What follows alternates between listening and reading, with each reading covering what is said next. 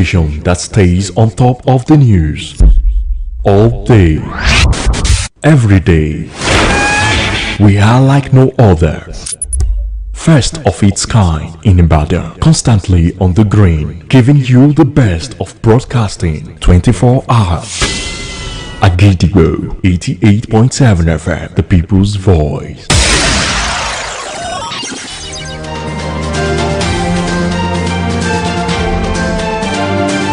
There's a lot to digest and a lot of voices to be heard. Stick to the frequency that amplifies these voices, stories and reports that make the difference. This is Agidigbo News, 88.7 FM.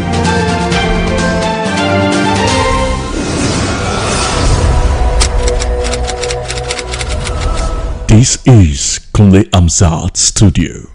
Agidigbo 88.7 FM. Welcome to News Around the World.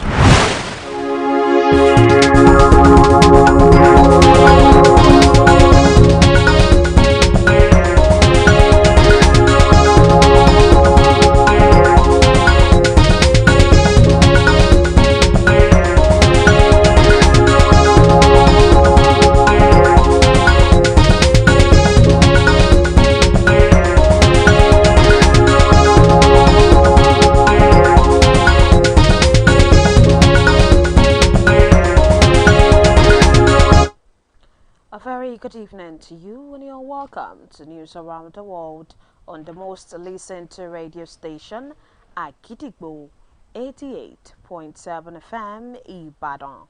I am Wuraola Yusuff. The headlines: President says Nigeria's growth trajectory promising despite temporary challenges. Makinde urges Nigerians to emphasize unity for national progress. Chinese woman convicted afterwards biggest Bitcoin seizure. Flamingos in flaming form ahead of departure to Morocco. And now the details. The President of the Federal Republic of Nigeria, Asiwaju Bola Ahmed Tinubu, has said the country has made remarkable progress since independence 65 years ago.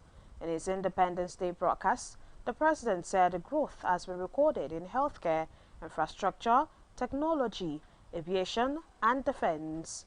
President Tinubu reminded Nigerians of the sacrifices of the nation's founding fathers, adding that despite war, dictatorships, and political crisis, Nigeria has survived every test. While speaking on the economy, the President said reforms like ending fuel subsidies and multiple exchange rates are paying off, with GDP rising above 4%, inflation falling into its lowest in 3 years, and foreign reserves hitting their strongest level since 2019. On security, the President praised the armed forces for victories against terrorists, kidnappers, and bandits, noting that peace is returning to many troubled communities. While giving the message of hope to young Nigerians, the President declared that they are the nation's hope, highlighting student loans and digital enterprise programs as part of measures his administration has put in place to ease their burdens, and he assured the citizens that a new dawn of hope and prosperity has begun. As Nigeria marks 65 years of independence, the chairman of the Conference of Speakers of State Legislatures and Speaker of the Oyo State Assembly, Right Honorable Adebo Ogundoyin, has called on lawmakers at all levels to rise to the moment by crafting laws that will genuinely uplift the people and safeguard democracy. In a heartfelt message to commemorate the anniversary, Honorable Ogundoyin acknowledged the resilience of Nigerians through decades of changes, challenges, and reforms. The chairman of the Conference of Speakers of State Legislatures reminded legislators that the true measure of independence is not merely symbolic freedom, but the ongoing ability of citizens to live in dignity under laws that protect their rights, promote equity, and foster inclusive progress. The Oyo State Governor, Engineer Oluseyi Abiodun Makinde, has called on Nigerians to re-emphasize unity across ethnic, religious, and political lines, noting that the nation can only progress when the people stand together. The The governor made the appeal at the 65th Independence Anniversary celebration held at the Lake of Salami Stadium in Ibadan. Agidigbo FM News correspondent Oluwapemi Bamidele was at the Independence celebration. Here are the details. State today, October 1st, 2025, converged on the Lake on Salami Sports Complex at Damasigba, Ibadan, as Oyo State joined the rest of the nation to celebrate Nigeria's 65th independence anniversary with a grand parade.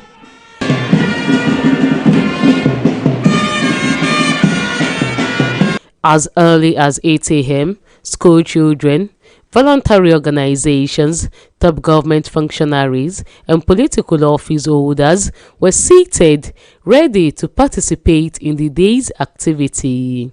The parade commander, Chief Superintendent of Police Mutiu Ayola Odofin, led the police parade guards, who mounted an impressive display of discipline and precision.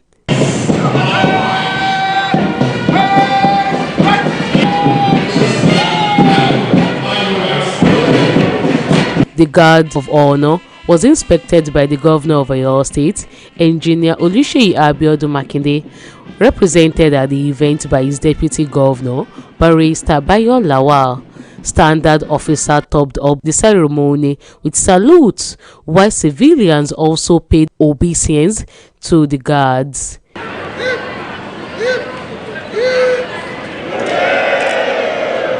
The event was further brightened by schools and voluntary organizations who chose the crowd with spirited march past.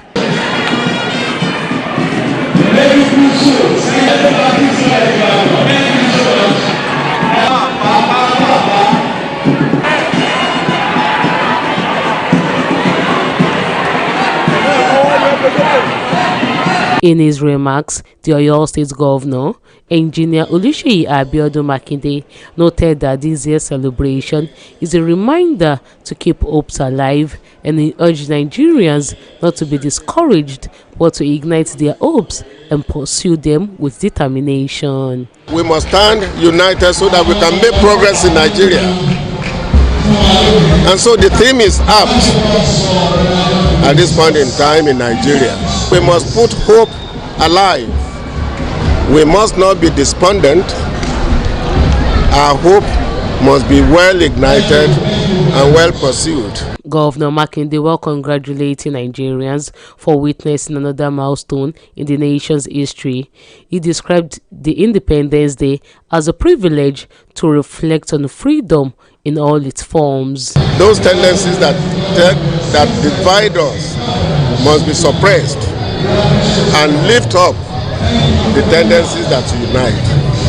That way, Nigeria will be greater than what it is today. The governor later noted that Nigeria's 65th independence anniversary is not just about the past, but a call to the future, noting that the nation still has enough time to correct its mistake, rebuild, and forge genuine unity for progress. Prizes were awarded to best performing schools. In the primary school category, Ayodele Samuel Primary School took first place, St. James Primary School came second, and St. Anthony's Primary School took third. In the secondary school category, Ibadan Boys High School clinched the top spot, followed by Government College Ibadan in the second, and St. Anne's School Molete in the third. The event had in attendance Deputy Speaker, Oyo State House of Assembly, Right Honorable Abiodun Fadeyi, Head of Service, Mrs. Olubumi Oni, MNI, top government functionaries, and other dignitaries. Oluwapemi Bamidele, Agidigbo FM News. The Speaker of the People's Parliament, Honorable Segun Ogbayi, has urged the government and relevant agencies to mandate the inclusion of walkways or accessible paths for people with disabilities in public and private buildings. Honorable Ogbayi expressed his view on the people-oriented program on Agidigbo 88.7 FM, Shokowa, while reacting to the protest of Omoyeni School for the blind over the ill treatment they are getting from the state government. In the Western world, the way they look after the disabled people, the blind, the way they look after all of them, they give them, by the time we need to take care of them and ensuring they're living a very beautiful and good life, making life comfortable for them.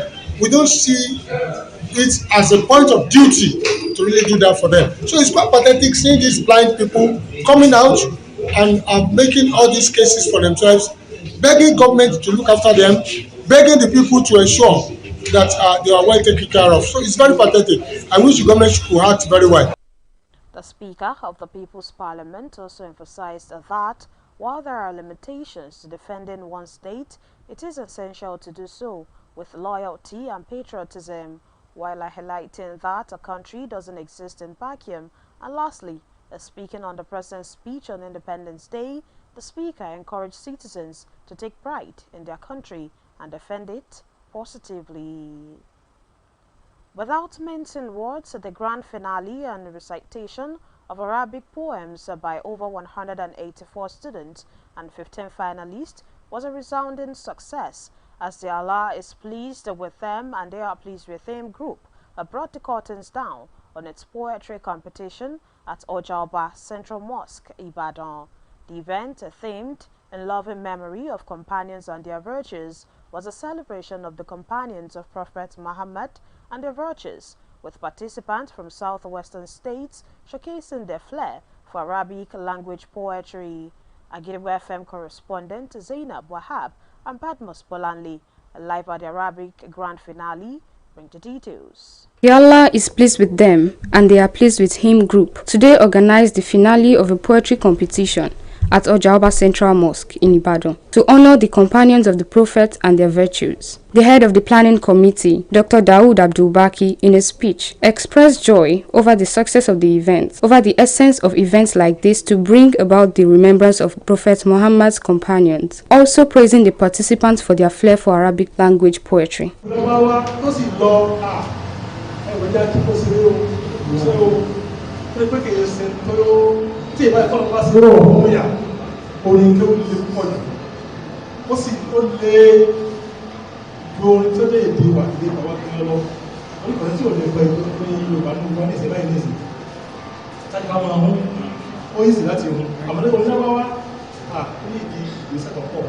The event, themed in loving memory of companions and their virtues, attracted participants from southwestern states and presence of high-ranking clerics and judges from far and wide, with misconceptions about some companions corrected.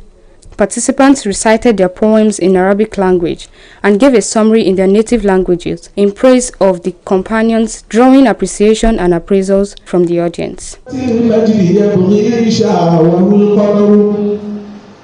وكيف أنسى أبا حفص ومنقبه عليك مني سلام الله يا عبا tí wọ́n kó nípa kí ẹ̀sìn Islam kó lè gbòòrò kó lè dìta nílé ní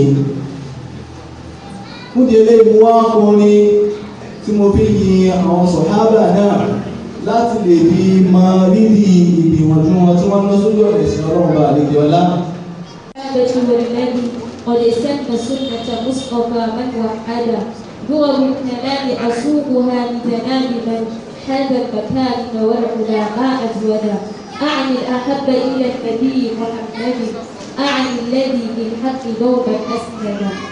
The chairman of Agiribo FM, Dr. Oriyomi Amzat, while emphasizing the importance of remembrance of scholars of knowledge in the preservation of the faith, also presented cash prizes to the top 3 contestants.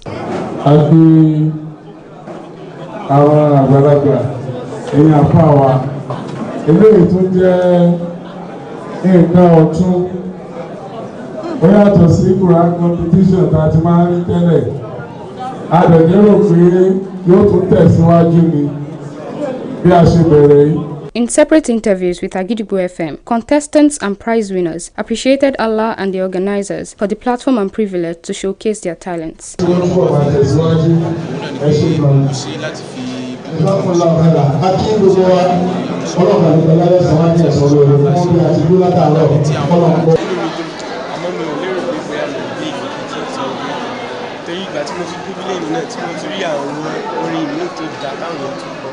We happen to be amongst this first 10, which is something that shows honor.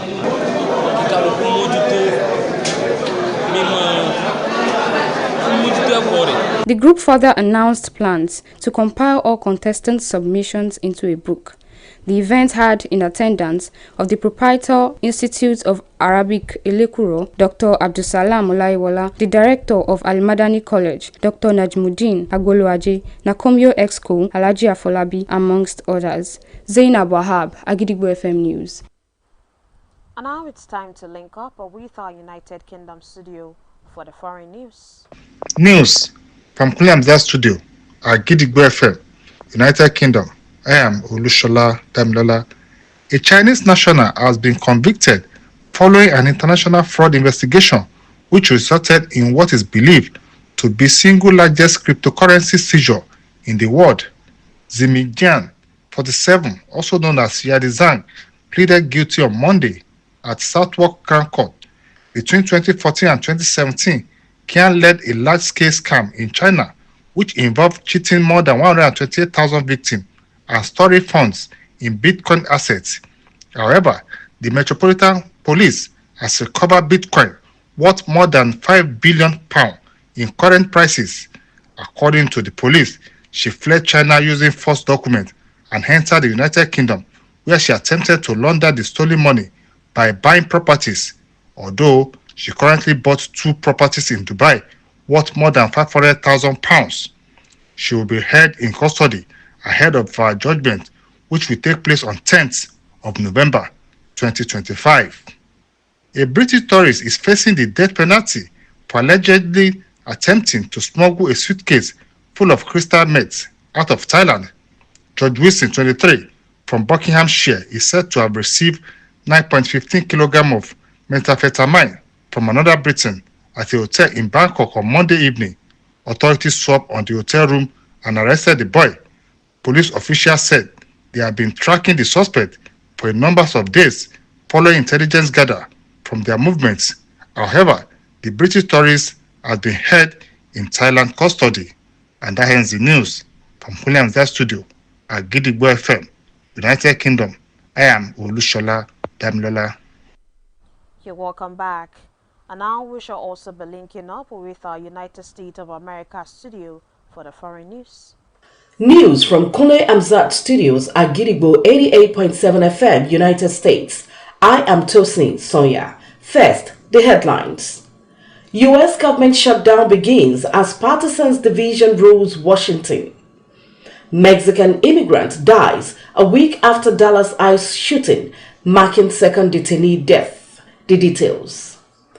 The U.S. government shut down much of its operations on Wednesday as deep partisan divisions prevented Congress and the White House from reaching a funding deal, setting off what could be a long-drawing standoff that could lead to the loss of thousands of federal jobs.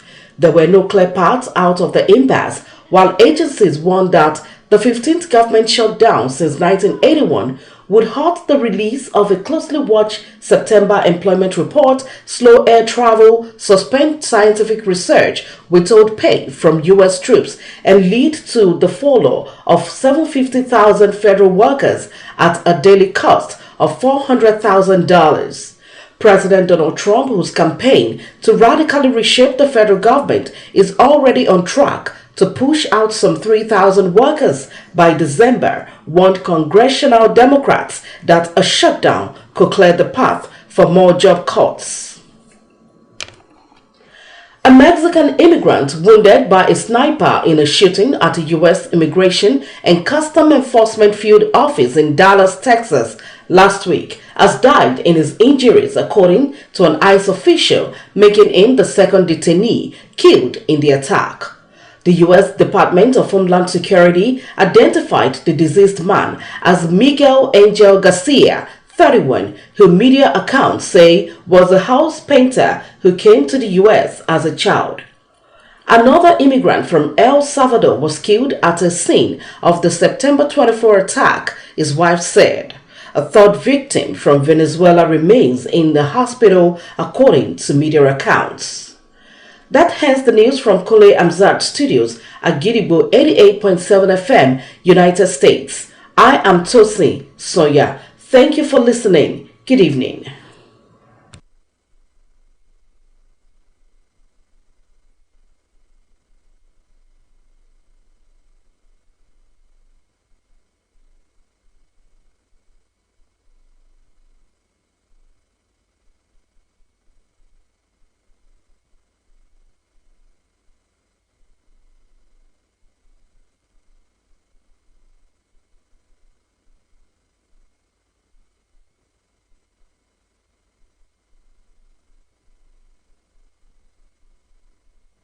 Last week, the Flamingos turned on the style, cruised a 3-0 victory over Abuja All-Stars with a praise Agba scoring on a loose ball.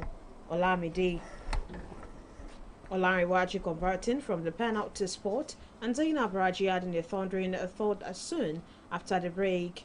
Goalkeeper Sylvia Chefu was heroic, pulling off multiple saves to keep her sheets clean.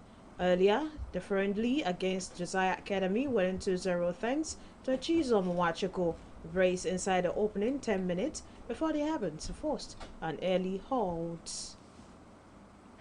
Before we leave on news around the world this evening, here are the headlines again. President says Nigeria's growth trajectory promising despite temporary challenges. Makinde urges Nigerians to emphasize unity for national progress. Chinese woman convicted after world's biggest Bitcoin seizure. Flamingos in flaming form ahead of departure to Morocco. Just before we finally leave, here is a quick tip. The work you put in when no one is watching will matter far more than the work you do when the cameras are rolling. And with that, we've come to the end of the news around the world on the most listened to radio station at Gidigbo 88.7 FM Ibadan. I am Wuraola Yusuff. Thank you for listening. Good evening. News is information, and information is power. At Agidigbo 88.7 FM, we bring the news from top to bottom. The Oyo State government has said the over 1.5 million out of school children. We give you reports from Oyo State. The Oyo State House of Assembly has called for thorough investigation. The Southwest in Nigeria and the rest of the world. Has clarified that the body did not receive any cash support from international development. Trust us to keep you informed every hour, every day. Agidigbo 88.7 FM, the people's voice. Ó milẹ̀ títí ó sẹ́ wẹ́lẹ́wẹ́lẹ́ máa gbọ́ bó ṣe ń dún. Agidigbo FM 88.7 Èdùmàrè ló dirí ẹwà fákùkọ. Akẹ́yìndé bẹ̀gbọ́n ọmọ gbogbo